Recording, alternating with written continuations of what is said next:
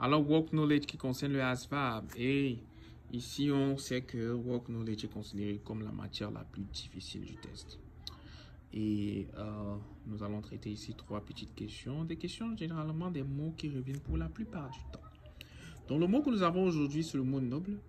Et on veut savoir si noble veut dire comely, si noble veut dire loose, si noble veut dire aristocrate, ou encore si noble veut dire lacadacical.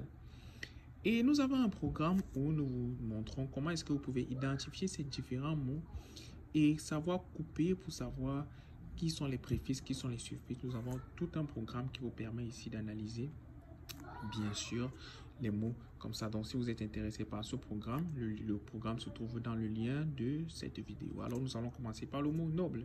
Et ici, nous regardons comely, loose qui veut dire perdre quelque chose, aristocratique, ce sont les gens de la haute classe. Et directement, nous allons coucher ici quoi? Nous allons coucher aristocratique. On descend ici sur le deuxième. Le deuxième, on voit carrément une phrase. Et généralement, quand vous voyez une phrase dans le ASVAB, quand vous voyez une phrase comme ça dans le ASVAB, ça veut dire que la personne qui a conçu l'épreuve essaie de prouver un point, essaie de vous expliquer quelque chose. Donc ici, nous lisons d'abord nos réponses. Nous avons admit, compter, understand et argue. Alors, on dit souvent que l'anglais, dans un sens, se rapproche un tout petit peu du français. Donc, admit, c'est quoi? C'est accepter quelque chose. Counter, pour trouver la signification de ça.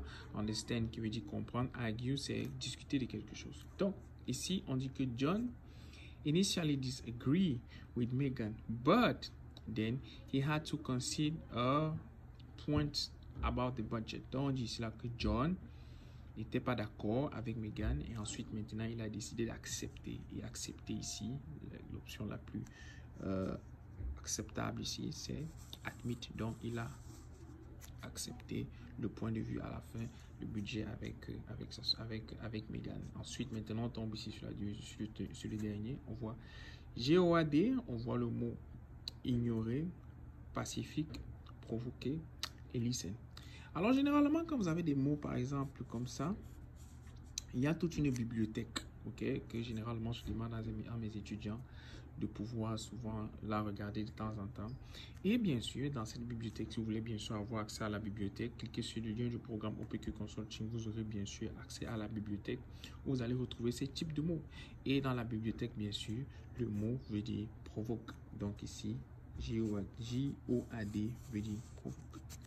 Alors, merci et veuillez subscribe à la chaîne et faites-nous signe si bien sûr vous avez besoin d'étudier le test de ASVAB.